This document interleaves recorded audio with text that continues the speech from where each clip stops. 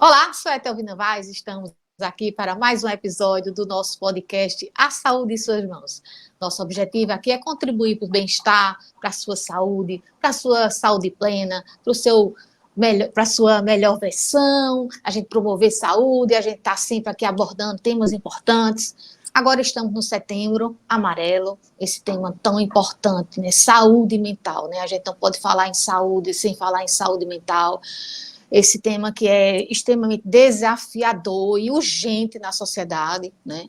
E hoje a gente tem a alegria de receber um médico, né? Ele está lá em São Paulo, então hoje nosso programa não é presencial, é online, mas a gente vai estar aqui. Ele participou do segundo congresso do Instituto Help Your Hands em Florianópolis, agora em agosto, com uma palestra brilhante, né, sobre a saúde mental. Então, vamos agora receber Diego, aqui diretamente de São Paulo.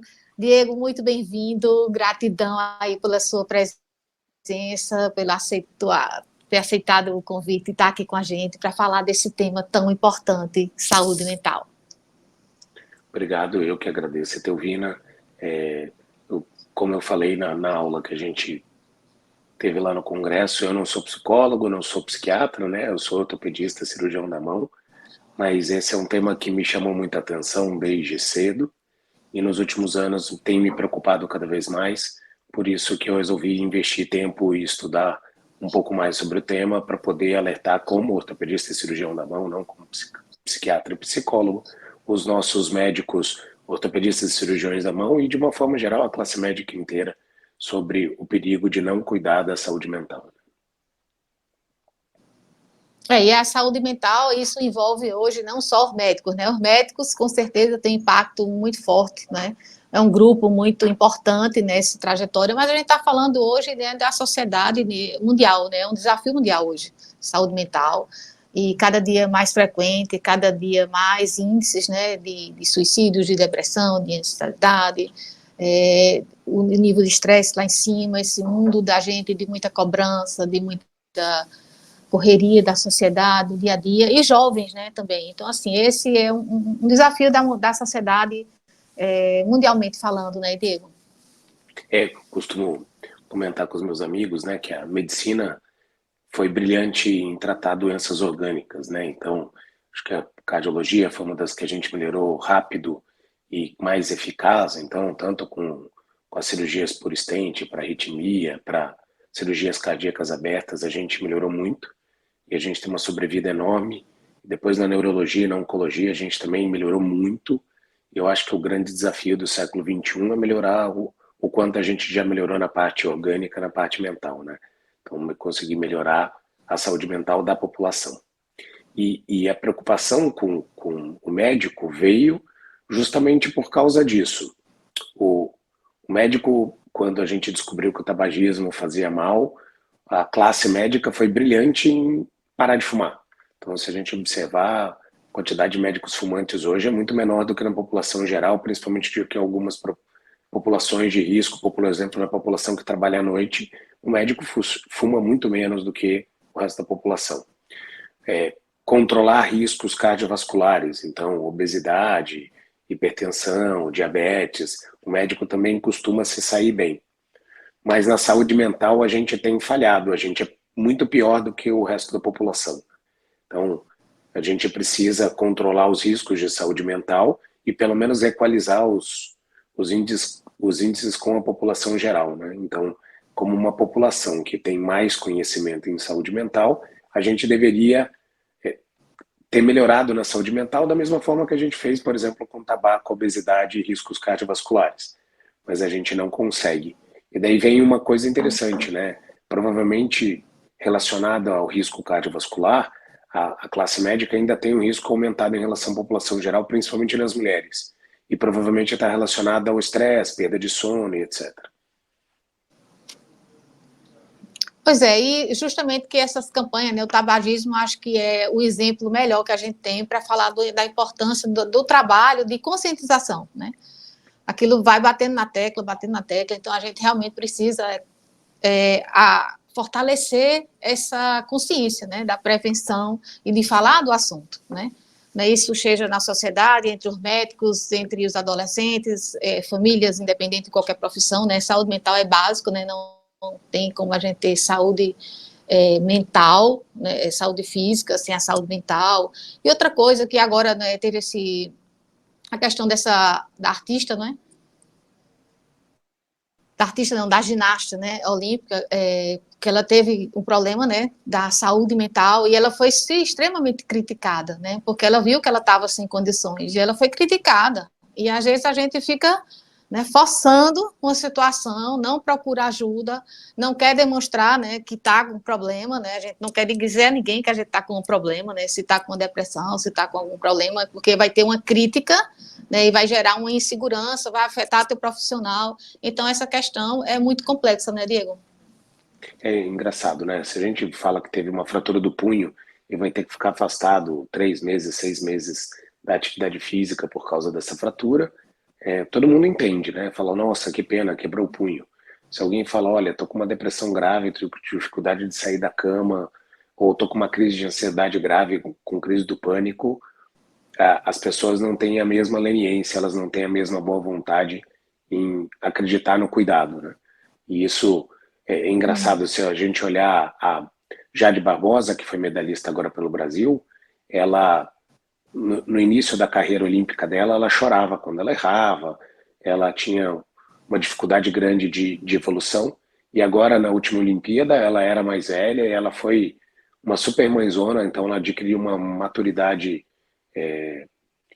emocional a ponto de inclusive ajudar toda a equipe, e ela saiu daquela menina que tinha dificuldade para não ter mais, e a própria Simone Biles, né, que é a, a ginasta americana, acho que a quem você se referia, que teve uma dificuldade muito grande de saúde mental e que deu a volta por cima.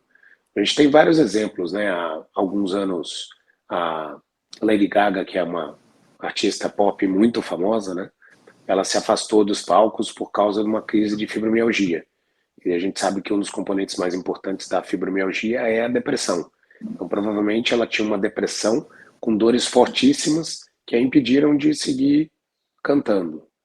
Então, eu acredito que a gente, no meio artístico, ainda tem uma, vamos dizer assim, uma paciência maior, ou no meio dos atletas, do que a gente tem com os próprios médicos, né?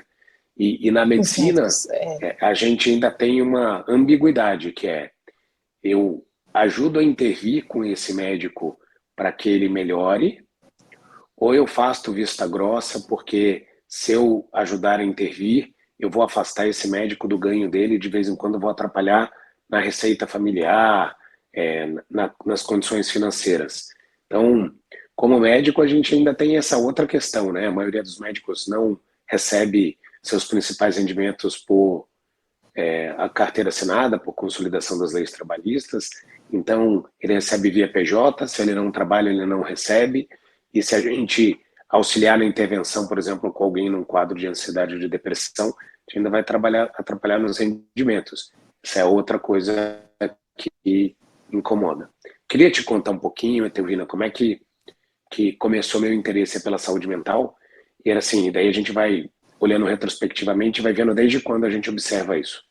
Quando eu estava na escola, sim, sim. eu observava que algumas pessoas tinham um conhecimento muito grande sobre as matérias, sobre as disciplinas da escola, e elas não tinham o mesmo desempenho em nota do que eu tinha, por exemplo. Eu era um bom aluno, outros bons alunos não tinham o mesmo desempenho em nota. E algumas dessas pessoas eu admirava pela quantidade de conhecimento que elas tinham, achava que elas tinham mais conhecimento do que eu, e elas não conseguiam transmitir para o papel com a mesma facilidade do que eu a quantidade de nota.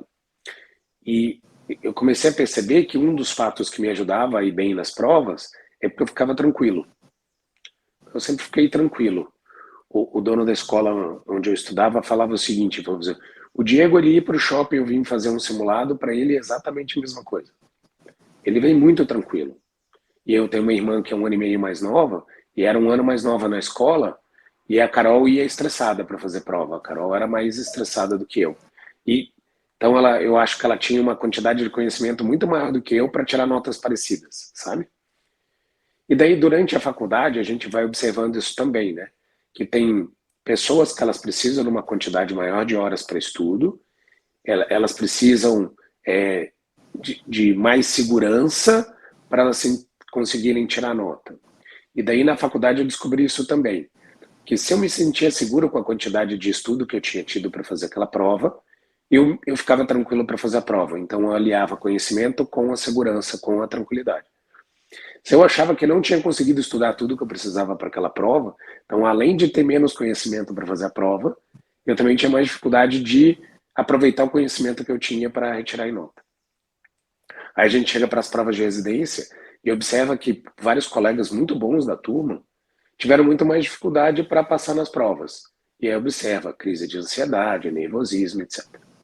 Quando eu entrei na residência médica, entrava em 3 residentes e um especializando.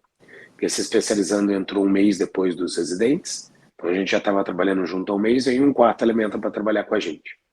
E esse menino, ele desenvolvia uma coisa que eu vim depois eu descobri que era uma crise do pânico, todo pós-plantão. Então a gente dava plantão na quarta-feira, não dormia nada. Na quinta-feira à tarde, depois do centro cirúrgico, esse menino desenvolvia uma crise de ansiedade e crise do pânico. E ele olhava, você olhava para ele, o olho enchia de lágrimas, ele ficava inteiro vermelho. Ele conseguia transmitir o desespero dele de desconforto de estar ali. Então, aliado a uma condição emocional ruim por causa da residência médica naquela época, ele e a privação do sono, ele desenvolvia essa crise do pânico. E era todo dia no mesmo, toda semana no mesmo período. Então, no pós-plantão e depois das atividades do dia a dia, principalmente se a gente tomava bronca, assim, né? Os R+. Você não fez isso direito, faltou fazer isso que não deu tempo. Tá? E aí foram passando-se os anos e eu percebi a dificuldade dos médicos residentes e dos médicos assistentes em se manter tranquilos, e alguns largam a carreira acadêmica, outros trocam de especialidade médica porque aquela especialidade está gerando estresse para eles. Outros a gente vai ver que deixam de operar, né? Então, ortopedista, cirurgião na mão, a gente adora fazer cirurgia, eles acabam deixando de operar, todos porque eles desenvolvem algum tipo de dificuldade que leva a crise de ansiedade, depressão, crise do pânico, durante esse período. E aí combinou que em 2018, o presidente da Sociedade Americana de Cirurgia da Mão, da ASH, na época era o James Chang, e ele fez uma palestra falando sobre sanidade mental, sobre saúde mental dos médicos, e ele contava a história dele, que ele se achava o super-homem, e que por 2 vezes ele teve um quadro de depressão grave. Aquilo me chamou muita atenção, tinha uma eloquência muito grande para falar, falou muito bem, a palestra foi espetacular, mas me chamou a atenção por causa das dificuldades que eu vim observando. Em 2019, eu me tornei coordenador geral da residência da Santa Casa, e durante um período eu tive praticamente 1.100 médicos em treinamento sob minha responsabilidade. E daí a gente observa a quantidade de médicos com dificuldade em saúde mental, né? Tanto os médicos residentes, na maioria das vezes, né, que são os que têm a carga de trabalho maior, quanto os médicos assistentes, que têm que lidar com esses médicos residentes e com a frustração de não conseguir ajudar os pacientes, né? E daí a gente vai, através do estudo, observando vários fatores que auxiliam para que os médicos vão perdendo a qualidade de saúde mental, né? Então, o primeiro deles, assim, que eu acho mais importante é o burnout. Então, você já conviveu com pessoas em burnout, assim, já observou quais são as características dessas pessoas, Etelvina? Pois é, assim, as pessoas não querem nem se autoavaliarem, né? Vão fazendo de conta, né? Vão botando embaixo do tapete e vai deixando e vai adiando, então não olha, não tem esse olhar, né? Para si próprio. E acho que é isso o primeiro erro, né?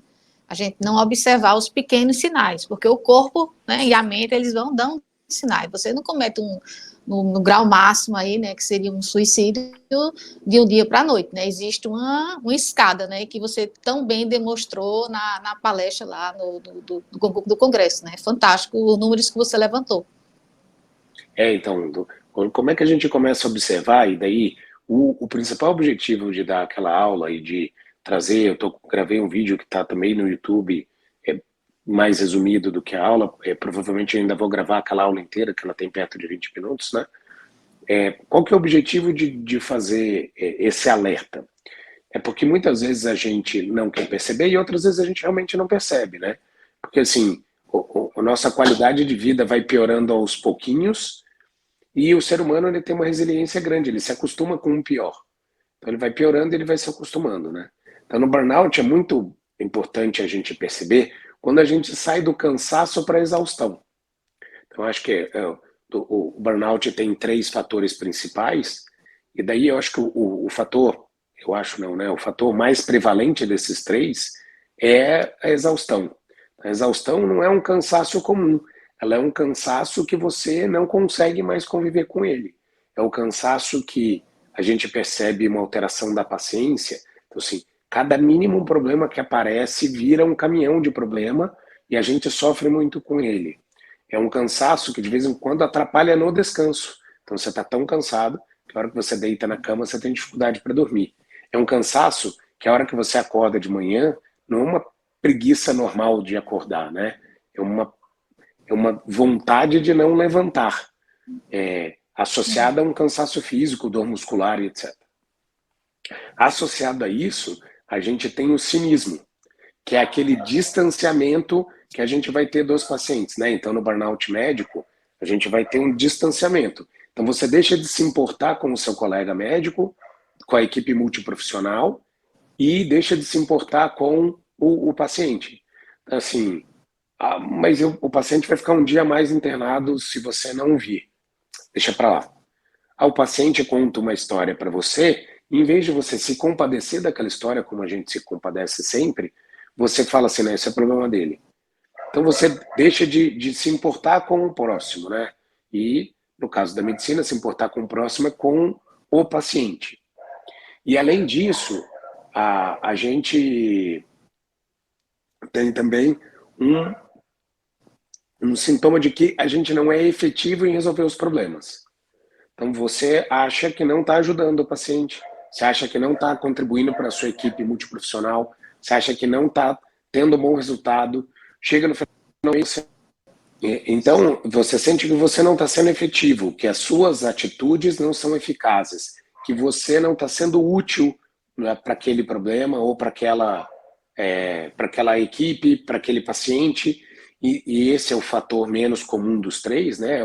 Da tríade é o menos comum, mas ele é muito importante, porque você perde o sentido nas suas ações.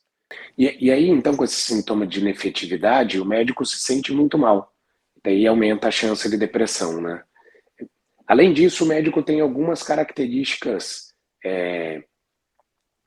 que estão relacionados à profissão e ao tipo de escolha que o médico faz quando decide ser médico lá atrás, né?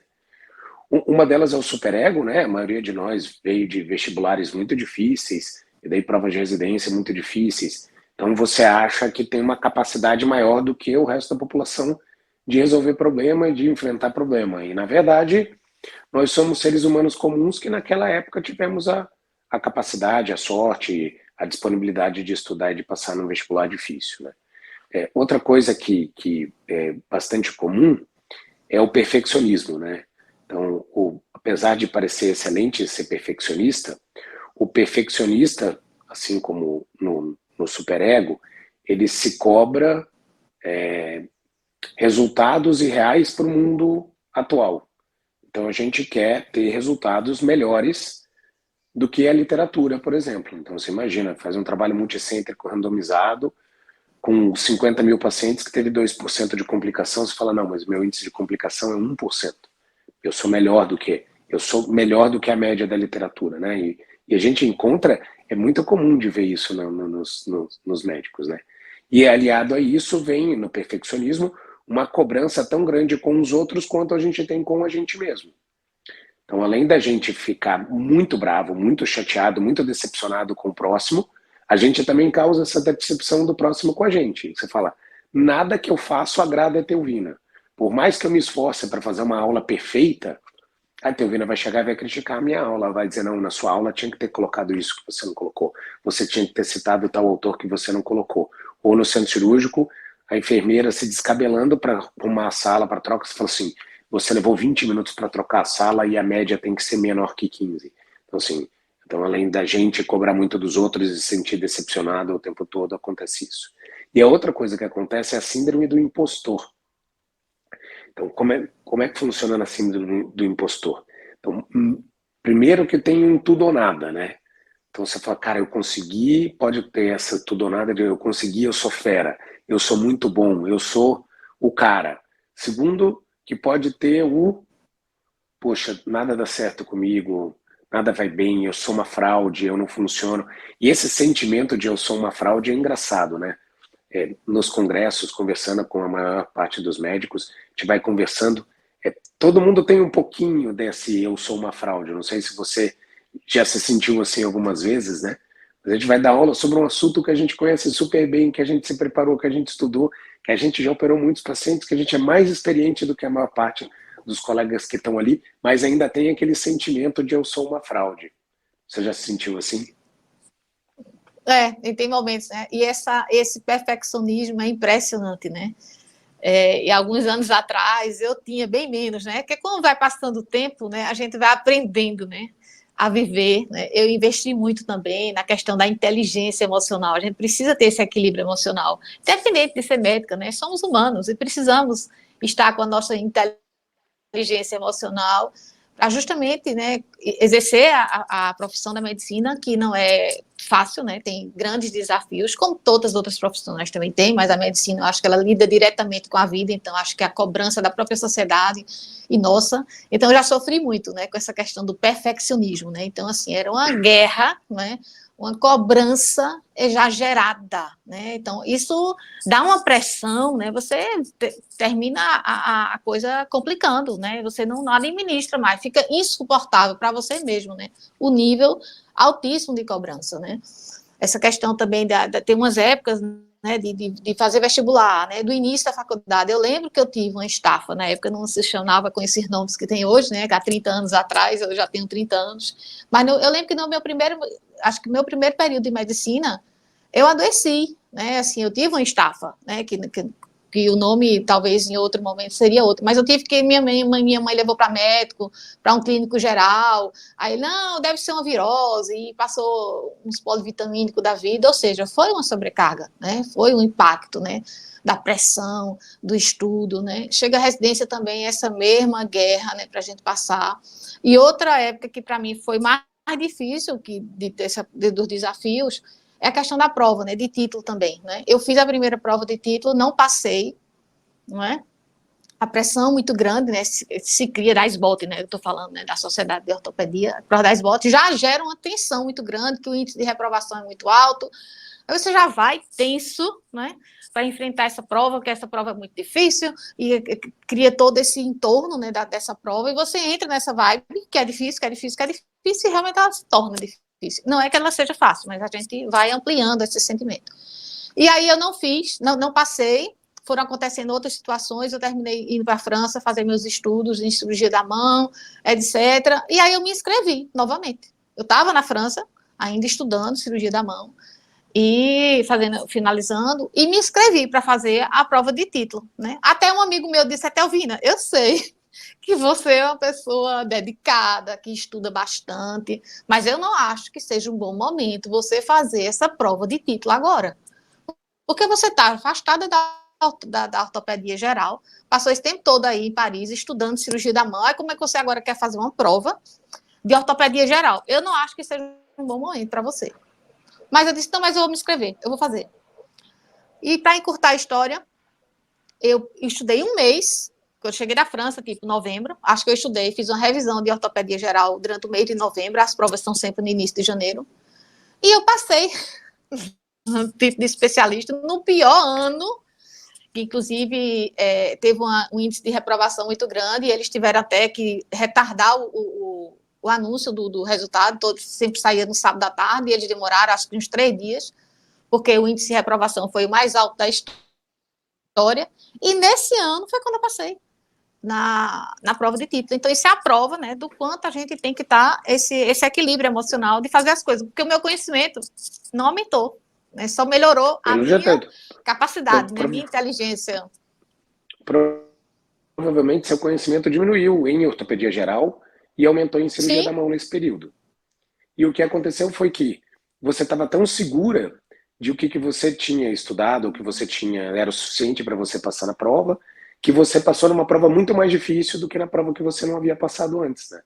Então isso mostra como a sanidade mental, ela ajuda a gente demais ou atrapalha muito, né? E eu vou discordar de você. Você falar a prova da SBOT não é que ela seja fácil, é muito difícil. Eu acho, hoje, que para quem está bem preparado, ela é uma prova fácil. Só que a gente faz a prova num ambiente hostil, então com tempo curto, tanto na parte teórica quanto em algumas partes da parte prática. E na parte prática, aquele sistema de sentar entre dois examinadores estranhos para a gente, para falar sobre casos clínicos, ele é um método muito diferente dos outros métodos de avaliação que a gente recebeu a vida inteira. Tanto que quando a gente faz essa prova novamente na cirurgia da mão, né, com esses dois avaliadores, fica muito menos ansioso e nervoso, porque a gente já tem um caso de sucesso na ortopedia, então é muito mais fácil de fazer na cirurgia da mão, né? E assim, é verdade. quanto ao perfeccionismo, o James Chang, lá na palestra dele em 2018, segunda vez que ele teve uma depressão, que ele entrou em burnout e depressão, ele conta que foi por causa do perfeccionismo. Então ele tinha acabado a residência de cirurgia plástica e ele fazia muita microcirurgia reconstrutiva. E não podia ter falha. Então, além dele ser um maníaco atrás dos bons resultados, ele ainda pressionava muito a equipe de residentes, a equipe multiprofissional que trabalhava com ele, para que os resultados fossem perfeitos. Então ele não podia ter perda de retalho, ele não podia ter perda de reimplante. E são cirurgias tecnicamente muito trabalhosas e que o pós-operatório é muito trabalhoso, né? Você ficar reavaliando a cada 2, 3 horas um membro reimplantado ou um retalho microvascular. E ele, então ele exigia muito da equipe que trabalhava com ele para que eles fizessem o diagnóstico precoce se alguma coisa desse errado, para que colocasse muito rápido na sala de cirurgia e para que ele não perdesse. Então ele acabou foi a pressão profissional em não poder falhar, foi o que incomodou. E a gente tem muito isso na medicina, né? Então, além da vaidade dos bons resultados, né? A gente tem um compromisso, como você falou, direto com o paciente. Então, ou a gente cuida com a vida ou com a função do paciente diretamente. Então, assim, imagina um engenheiro que constrói uma ponte por onde vão passar 1.000 carros por dia, ele lida com, sei lá, 3, 4 mil vidas por dia passando naquela ponte. É muito mais gente do que a gente, de vez em quando, toca em 6 meses, 1 ano. Em compensação, a gente tem a cobrança no nosso rosto, né? Então, assim, aquele paciente que você faz a cirurgia, que em 1 semana ele esperava estar bem, apesar de você ter avisado que ele não ia estar bem em 1 semana, e ele volta e você se sente mal. Você fala assim, eu tinha que ter feito de alguma forma que ele entendesse que nessa primeira semana ele ainda não ia estar bem. Então, essa é uma pressão. E daí vem as pressões da sociedade moderna atual, né? Então, assim, uma delas é a do próprio paciente. O paciente da década de 80, ele era muito menos exigente do que o paciente de 2020. Então, o paciente de 2020 tem uma fratura de falange. O que ele espera do resultado da fratura de falange? Que o dedo fique perfeito, a mobilidade fique completamente normal, que ele tenha toda a força que ele tinha e não perca nada de destreza. Então, o que ele esperava lá na década de 80? Que você ficasse um pouquinho torto, ele perdesse um pouquinho de movimento, ou perdesse um pouquinho da força. Estava tudo bem, que era assim mesmo, que era o resultado médio para aquilo, né? E assim, o resultado médio melhorou da década de 80 para cá, com a terapia da mão, com novas placas e parafusos, material mais delicado, melhora da nossa técnica cirúrgica, melhora da nossa técnica para fazer o tratamento não operatório, mas não ficou perfeito, né? Então a gente ainda tem um índice de maus resultados relativamente alto para várias lesões, e o paciente não aceita nada menos do que o perfeito. Além dele não aceitar nada menos do que o perfeito, a burocracia aumentou muito. Então, na década de 80, o paciente passava com o médico, ele fazia uma guia, carimbava, assinava, cobrava o que ele achava justo, a secretária dele entregava no convênio à mão, e na semana seguinte ele recebia o valor. Então, hoje, a gente preenche 10 vezes mais papel do que isso. Muitas vezes o convênio não paga a gente depois de 2 ou 3 meses, a gente tem que recorrer da glosa, quer dizer, aí vem uma quantidade imensa de papel de novo. Para a gente pedir uma cirurgia, uma quantidade imensa de documento, papel, que a gente tem que encaminhar para o hospital até que a gente tenha a cirurgia. eu costumo brincar, né, que o advogado tem fé pública. Então, se ele fala que ele está representando você ou eu, está resolvido.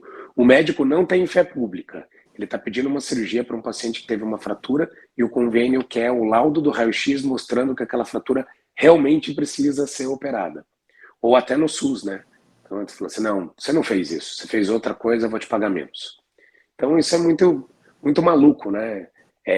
Então, o paciente exige mais da gente da parte técnica e exige mais da gente da parte burocrática. E a cobrança só aumenta, né, Diego? E aí vai tendo essas consequências, né? E sem contar, né, que para mim é o desafio também, esse mundo, né, virtual, né, que hoje está tão forte, né, que não foi isso. Eu tenho 30 anos, então não existia o que existe hoje. Então, hoje você ter um currículo não é tão importante mais, né? Hoje você tem que ter suas redes sociais. Quantos seguidores você tem, né? Seu currículo hoje é avaliado por isso, né? Que é outro desafio também, né? A gente que uma geração diferente, né? Eu estou com 30 anos, então antes de você ter seus cursos, seus diplomas, seus mestrados, seus doutorados, isso garantia que você era considerada, não é, uma boa profissional. Hoje não, hoje você vai atrás de quantos seguidores aquele profissional tem. É outro desafio nosso, né? Isso é tão maluco, né, que eu tenho um vídeo que eu gravei, imagina, se eu achava, sei lá, 5 anos atrás que eu ia ter um canal no YouTube, ou se eu achava que eu ia estar investindo em redes sociais. Jamais pensava nisso, né? Pensava, e pelo contrário, a gente pensava que o médico que fazia isso era um médico, na nossa classe, pensava que era um médico de qualidade ruim. Sempre teve bons médicos que fizeram, mas também sempre teve médicos, entre aspas, picaretas, que se aproveitavam das redes sociais para encontrar um caminho novo. E há 1 ano e 2 meses eu tenho um canal no YouTube, tenho investido nisso. Inclusive, um dos vídeos que eu gravei é sobre como encontrar um bom médico. Porque a gente chega na rede social, vê o médico, ouve uma coisa agradável. Geralmente os médicos que estão lá, ou eles já tinham, ou eles treinaram para ter uma retórica agradável. Eles têm essa retórica agradável, mas nem sempre eles eram competentes. Então eu me senti na obrigação de concorrer com eles, pelo menos, em informação. E nesse vídeo que eu gravo como encontrar um bom médico, é assim, eu sou um médico especialista em medicina tipo tal. Espera aí. Existe essa especialidade? Muitas vezes não existe. Outra coisa, você realmente é quem você diz que é? Você fala assim, eu sou ortopedista. Bom, para ser ortopedista, você tem que ter RQE em ortopedia. Você entra no CRM do estado daquela pessoa e vê se ele tem o RQE. Então, para quem não tem o RQE registrado no CRM, eu geralmente oriento que registre o registro de qualificação de especialista ou de especialidade no CRM do seu estado. Isso já ajuda. Outra coisa é entrar na sociedade. Então, vou entrar lá na Sociedade Brasileira de Ortopedia. Olha, a Etelvina está aqui, o Diego está aqui, olha que legal.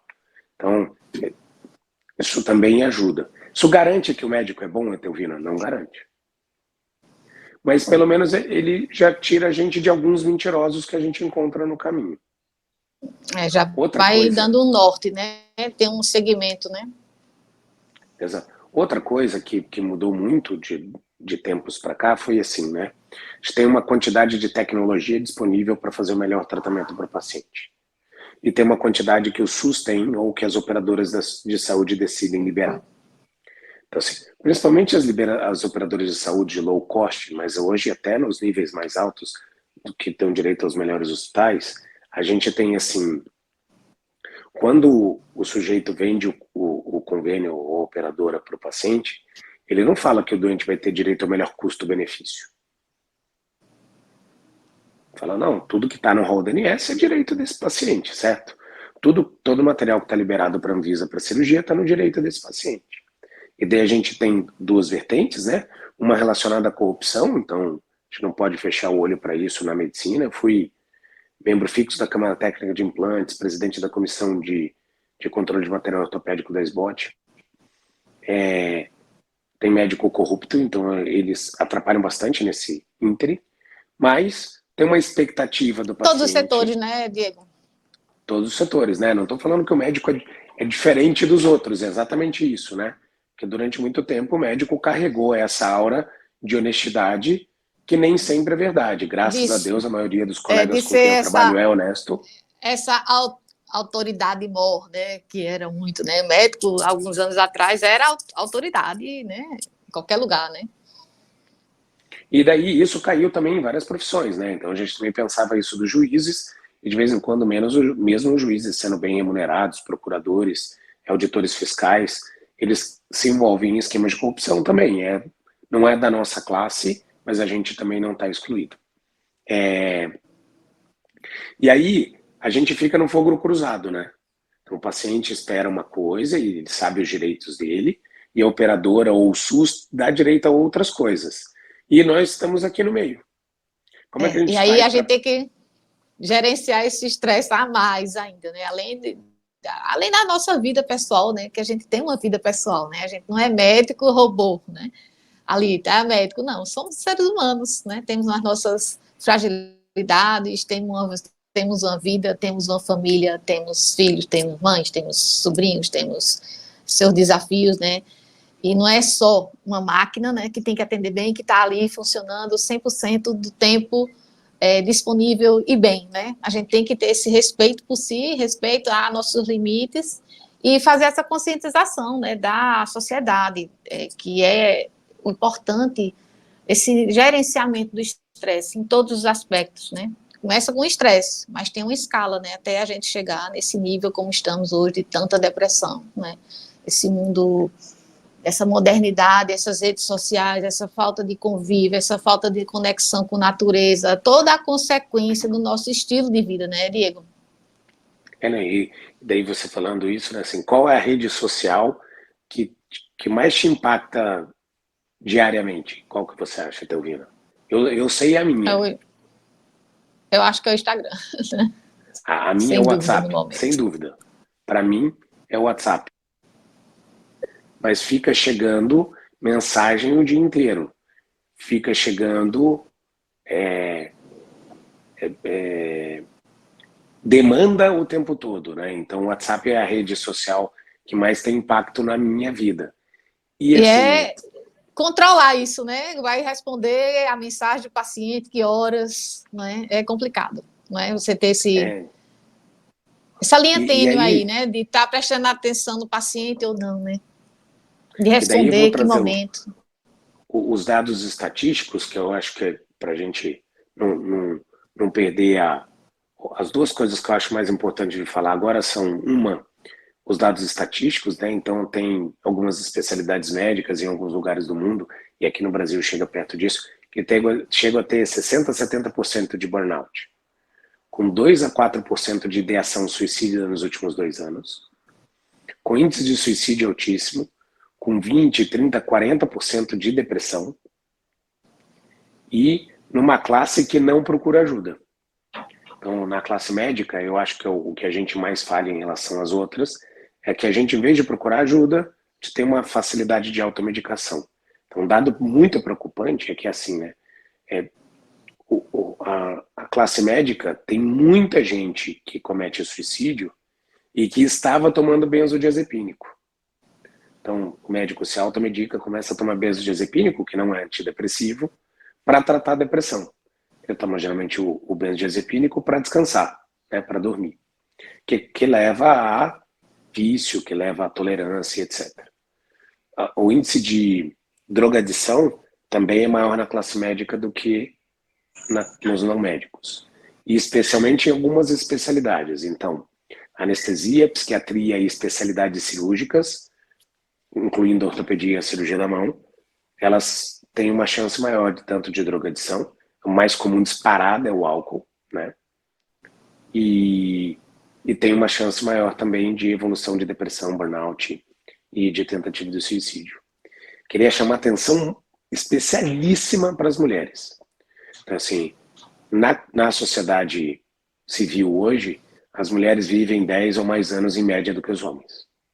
Praticamente todos os países. E daí as mulheres médicas vivem cerca de 10 anos menos que os homens médicos, que já vivem menos do que a população no geral. Então, esse é um dado muito importante para passar, né? Então, assim, primeira preocupação com a saúde mental do médico. Segunda preocupação especialíssima é cuidado com a saúde mental e com a saúde física das médicas, que tem um índice maior de suicídio, um índice maior de depressão, um índice maior de doenças cardiovasculares, inclusive que os homens na classe médica, né? Não sei se Pois é, você eu tinha acho esse que dado. essa questão das mulheres, eu acho que assim, nós mulheres somos muito cobradas, porque o médico às vezes ele não é cobrado como somos nós, né? O médico ele tem o profissional muito cobrado, mas a gente tem esse desafio, né? Conquistamos várias coisas, né? Hoje a mulher tem direito à volta, a gente vem conquistando várias coisas que não tinha no passado, mas a gente não deixou de ser mãe, a gente não deixou de ser dona de casa, né? Então a gente tem que estar bonita, a gente tem que trabalhar, a gente tem que ser competente. Então isso é uma sobrecarga muito grande. Então acho que isso é um dos fatores que contribui tanto para esse desequilíbrio emocional mais forte do que nos homens, porque a sociedade ela cobra mais das mulheres. É automático isso, a gente ainda não mudou isso, né? E a própria mulher se cobra mais do que o homem. Sim, com Então, é certeza. A mulher assim, é não, perfeccionista, né? Ela está no conjunto da perfeição, né? Dá conta de fazer mil coisas ao mesmo tempo e se irrita quando alguém não faz o que ela é capaz de fazer, né? Então é bem complexo. A gente precisa rever esses valores, rever essa sociedade. Vamos falar mais desse assunto, né? De saúde mental. Acho que o primeiro passo é a gente estar falando sobre isso, né? A gente precisa falar, né? De e saúde daí mental vem de uma forma diferente. E daí vem como a gente trata e previne isso, né, Etelvina? Que é o segundo ponto que eu queria falar depois, né? Então, a gente fez uma introdução, falou sobre o burnout, falou sobre os fatores que associam o médico a estar na situação que está hoje e a própria população em geral. Mas eu acho que para a gente fechar bem o nosso propósito do podcast, né? A gente tem que falar para o médico, então, como é que ele se livra desses problemas, né? E daí, assim, Sim. eu acho que a primeira coisa que a gente consegue controlar é tempo de trabalho. Então, a residência médica hoje é 60 horas semanais obrigatórias, não pode passar disso. Também não pode fazer menos, tá? Pela lei são 60 horas semanais. E lembrando que a população normal trabalha de 40 a 44 horas de carteira assinada. Lembrando mais uma vez que a maior parte da população não cumpre as 44 horas. Mas se a gente olhar no meio corporativo, as pessoas trabalham 60 horas ou menos, né? Enquanto que a gente olha na classe médica, e daí já teve alguns estudos aqui no Brasil, é raro os estudos darem menos de 80 horas de média de trabalho semanal. E alguns médicos trabalham 100 horas por semana facilmente, né? Lembrando que trabalhar 100 horas por semana é tipo, trabalha 16 horas, 5 dias, deu 80 horas, um plantão de 24 horas no final de semana, pronto, bateu, né? Então 17 horas por dia, mais um plantão de Bateu. 24 horas no final de semana, dá mais de 100 horas. E quantas pessoas a gente conhece que fazem isso, né? Então é bastante comum. Pois é. Outra coisa então controlar tempo, quantidade de tempo de trabalho, é muito importante. Segunda coisa é controlar o ambiente de trabalho. E daí, para controlar o ambiente de trabalho, a gente tem duas vertentes. Uma, do como a gente pode fazer.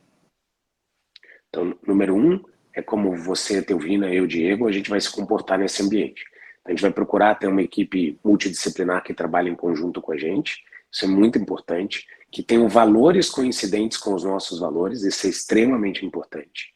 E que se a gente se sinta parte dela e que ela trabalhe pela gente e a gente trabalhe por ela. Então, fazer parte dessa equipe é muito importante. Num lugar onde a gente se sinta valorizado. E daí, quando eu falo isso, a maioria das pessoas pensa em dinheiro. Não é. Então, a gente tem que ser valorizado por quem e pelo que a gente é, não só pelo dinheiro. A gente precisa trabalhar, então, em instituições que têm os mesmos valores que a gente. A maioria das instituições onde a gente trabalha, tanto públicas quanto privadas, não tem os mesmos valores que nós. E algumas têm valores muito bonitos no papel e valores ruins na verdade. Então, o que a gente tem que fazer é ou a gente trabalha para mudar a mentalidade da empresa para que essa empresa pense no bem-estar médico. Ou a gente tem que sair desse local de trabalho. Então, mudar a como a empresa pensa no bem-estar médico é muito importante e vai dar muito trabalho para a gente, vai levar provavelmente mais de uma década para que a gente consiga fazer isso. Porque como Mudança disse não é fácil, né, Diego? um médico, ex-dono de uma operadora já falecido, o médico é fantástico, ele é que nem sal, ele é branco e barato, mas é uma mão de obra extremamente qualificada e extremamente barata, né? Foi a frase que ele usou na época. Então a gente tem que tomar cuidado para a gente não ser Pois uma é. mão de obra extremamente qualificada, extremamente barata e desvalorizada, né? A gente pode ser até qualificado e barato, mas não pode ser desvalorizado. É uma E daí vai arte, ser né? muito A difícil. medicina é uma arte, né? Em vários aspectos, né, Telvina? E outras coisas que a gente pode fazer, deve fazer, é praticar atividade física. Então isso diminui tanto o risco cardiovascular, como o risco de demência, como facilita com que, se a gente fizer atividade física de fortalecimento, a gente nos últimos 10 anos de vida dependa menos de outras pessoas para cuidarem da gente. Como melhora muito a saúde mental para o dia a dia. E daí Com associado a certeza. isso a mindfulness, né? E daí quando você fala mindfulness, o cara fala, mas eu já tentei meditar e eu não consigo. Eu não vou fazer yoga, né? É o que a maioria das pessoas pensa. Mindfulness é fazer uma atividade que te traga para o momento atual, que te traga para o presente, que te impeça de ficar projetando o futuro e pensando no passado. Então isso é mindfulness, né? Mindfulness para o ignorante falando sobre mindfulness, que sou eu. E como é que a gente pode conseguir isso? Fala assim, eu tenho isso quando eu vou correr, beleza, mas não pode correr com o celular apitando e mandando WhatsApp. E não pode correr com o celular no bolso recebendo mensagem do Instagram, do WhatsApp e ligação telefônica.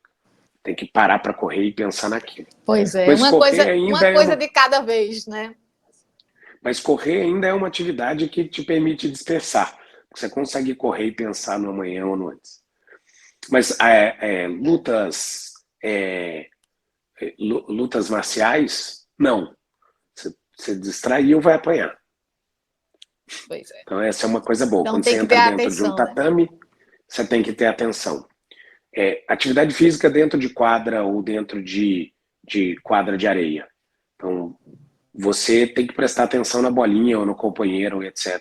Aí, se você não estiver participando desse ambiente, você está fora do jogo e então isso ajuda bastante. Então, olha que legal. A pelada da quinta-feira tem mindfulness Pois nela. é. Tem que encontrar, né, esse equilíbrio, né, da saúde mental. Não é tomar uma medicação, não é estar se automedicando. A gente tem que ter atividade física, a nutrição, importantíssimo. É um conjunto de ações para a gente estar equilibrado emocionalmente.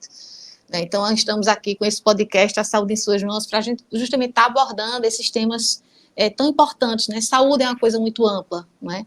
E não é só que o psiquiatra tem que falar sobre isso, né? Isso impacta a sociedade de uma forma geral. Então, quero aqui, Diego, agradecer, quero que você aí deixe aí seus contatos, suas redes sociais, para quem está nos acompanhando, e depois acompanhar esse outro episódio que você tem também, né, da saúde, e faça, né, esse outro YouTube daquela aula que você palestrou lá no segundo congresso do Instituto Help Your Hands, que foi fantástica, aquela aula me impactou bastante, fiquei encantada, e precisa falarmos mais sobre esse assunto. Então, o nome que está aqui, que é Diego Falcó, que é o nome de todas as redes sociais. Se colocar ou no Instagram, ou no TikTok, ou no Facebook, ou no YouTube, você vai encontrar minhas redes sociais com o Diego Falcóquio, né? Então, @Diego Falcóquio, Dr. Diego Falcóquio, você vai encontrar as redes sociais.